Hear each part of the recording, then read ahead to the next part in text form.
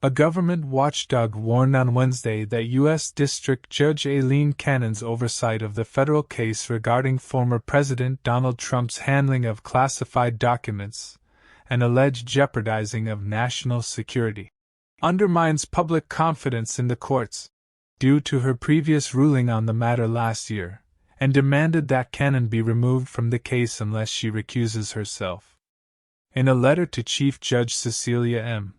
Altanaga of the U.S. District Court for the Southern District of Florida, on which Cannon also serves, the organization said the judge demonstrated judicial error and extreme bias when she ordered the U.S. Department of Justice, DOJ, to halt its investigation into the classified documents that were discovered at the former Republican president's estate in Florida. In her order, Judge Cannon insisted that normal principles of prosecution and law could not be applied to Trump because of his status as former president, wrote the group.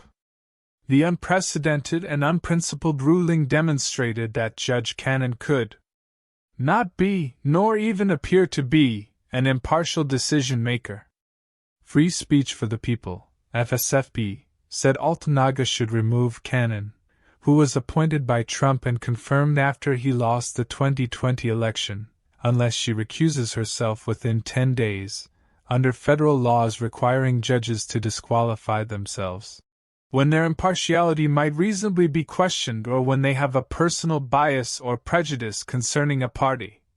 In a case, the group sent its letter less than a week after Trump, who is running for re-election in 2024, was indicted on charges including willful retention of national defense information, conspiracy to obstruct justice, and concealing documents in a federal investigation.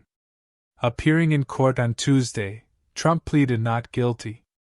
In an op-ed at Slate on Monday, ethics attorneys Norman Eisen, Richard Painter, and Fred Wertheimer wrote that Cannon's assignment to United States v. Donald Trump cannot stand.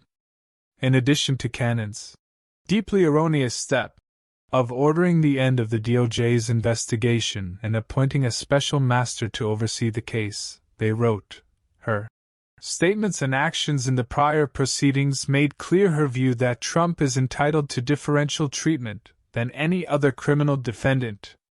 She wrote that as a function of plaintiff's former position as President of the United States, the stigma associated with the subject seizure is in a league of its own, noted Eisen, Painter, and Wertheimer. She reiterated this position in denying the government's motion for a partial stay of her order pending appeal, stating that her consideration is inherently impacted by the position formerly held by Trump.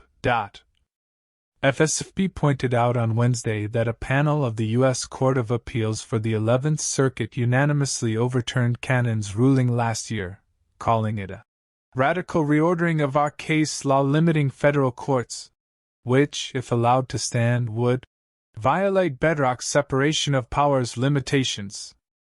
At a minimum, Judge Cannon's prior history creates an unacceptable risk of an unavoidable appearance of bias in one of the most important proceedings in United States history, said FSFP.